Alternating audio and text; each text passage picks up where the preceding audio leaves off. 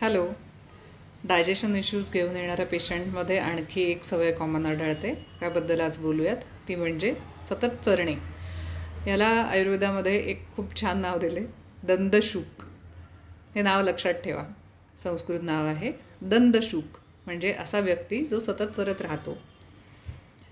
असं केल्याने काय होतं, म्हणजे आता साधारणपणे आपण हे समजून चुकलो मागच्या काही व्हिडिओमध्ये की आपल्याला किती लिमिटमध्ये खायचं आहे, कधी खायचं आहे आणि साधारण काय खायचं आहे ह्याच्याविषयी थोडेसे व्हिडिओज झालेत आता. पण मग किती वेळाने खायचं ह्याच्यावर आजचा व्हिडिओ करूया. आधी पण एकदा मी व्हिडिओमध्ये उल्लेख केलेला आहे की आपलं जे जठर आहे ते रिकामं होण्यासाठी किमान 3 तास लागतात. म्हणजे किमान तेवढा वेळ तरी 2 जेवणांच्या मध्ये असला पाहिजे. किमान खरं तर 4 ते 5 तासांचा वेळ असला पाहिजे. दिवसभरामधून 2 नाश्ते आणि 2 जेवण साधारणपणे लोक करतात असं गृहीत धरूयात सध्याच्या काळामध्ये. कारण एकदम एका वेळेला बसून खूप सारं आहार एका वेळेला पोटात घेण्याची सवय लोकांची मोडलेली आहे. कपॅसिटी मुळात कमी झालेली आहे आधीच्या पिढीपेक्षा. त्यामुळे साधारण ही सवय आहे की 2 वेळेला नाश्ता आणि 2 वेळेला जेवण. तर ह्या नाश्ता आणि जेवण ह्याच्यामध्ये किमान 4 तासांचं अंतर हवं आहे.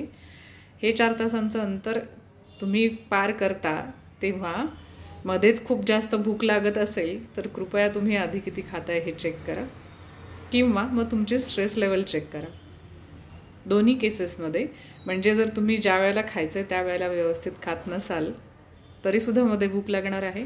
किंवा जर स्ट्रेस लेवल्स खूप जास्त वाढलेल्या असतील तुमच्या, स्ट्रेस लेवल म्हणजे कुठल्याही रक्तात करायची तपासणी नाही आहे, पण एकूणातच आयुष्यातला ताणतणाव तुमच्या वाढलेला असेल तर बऱ्याच लोकांची सवय असते की काहीतरी खा म्हणजे तुला बरं वाटेल, हे ब्रीदवाक्य झालेलं असतं आणि मग ते सारखं काहीतरी खात फिरत असतात. याला स्ट्रेस इटिंग असं म्हटलं जातं. जनरली ह्या लोकांमध्ये पोटाच्या तक्रारी जास्त प्रमाणामध्ये आढळतात. तर हे लोक दंदशूक असतात. किंवा काही लोकांना सवयच झालेली असते, स्ट्रेस असो अगर नसो, आनंद झाला तरी खात सुटायचं, दुःख झालं तरी खात सुटायचं, राग आला तरी खात सुटायचं, काहीही आयुष्यात बदललं किंवा नाही बदललं तरी खात सुटायचं. ही सवय घातक का आहे? कारण तुम्ही अगदी एक शेंगदाणा जरी खाल्लात तरी तो पचवायला पुन्हा जठराला 3 तास ते फिरवत बसायला लागणार आहे आणि मध्ये रिकामा वेळ त्याला मिळणार नाही आहे, जो खूप गरजेचा आहे तुमच्या जठराग्नीला पुन्हा प्रदीपित करण्यासाठी.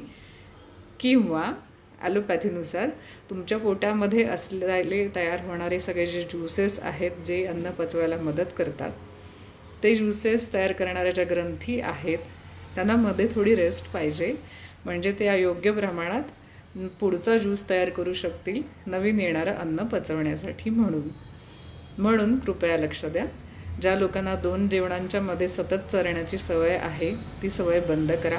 कशी बंद करता येईल तर एकतर जे काही तुम्ही मंचेस ठेवताय किंवा काही मंचकिन्स मंचेस म्हणतात, म्हणजे मध्ये मध्ये येता जाता तोंडात टाकण्याचे जे पदार्थ जे डोळ्यासमोर दिसतील अशा ठिकाणी तुम्ही ठेवताय ते आधी नजरेआड करा. कुठेतरी अशा ठिकाणी ठेवा की जिथे खूप वर चढून तुम्हाला काढायला लागेल, किंवा खूप डब्यांच्या मागे वगैरे तुम्ही ठेवलेलं असेल. किंवा बेटर वे, घरामध्ये असे पदार्थ आणू नका. तुम्हाला जे खायचं आहे ते तुमच्या नाश्त्याच्या वेळेला आणि जेवणाच्या वेळेला तेवढ्या प्रमाणात करा आणि तेवढ्या प्रमाणात खाऊन संपवा. खूप साचवून ठेवलेले पदार्थ असतील तर ते एकतर खूप जास्त फॅटयुक्त असतात किंवा खूप जास्त मीठ किंवा खूप जास्त साखरयुक्त असतात.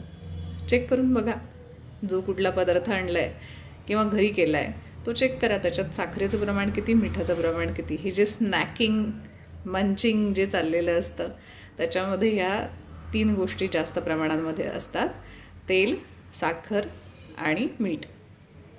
आपोआपच थोडंसं वजनावरती पण चेक राहणार आहे, मीठ कमी झाल्यावर ब्लड प्रेशरवर पण थोडा चेक राहणार आहे, गोड खाण्यावर पण थोडा चेक राहणार आहे. डायबेटीसच्या लोकांसाठी तेही चांगलं आहे आणि जठराग्नीला त्याचं काम करायला वेळ मिळणार आहे.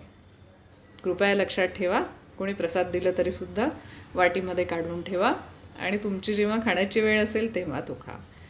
2 जेवणांच्या, 2 नाश्त्यांच्या किंवा 2 खाण्याच्या वेळाच्या मध्ये कितीही कोणीही मागे लागलं, कितीही आग्रह केला तरीसुद्धा काहीही खाऊ नका.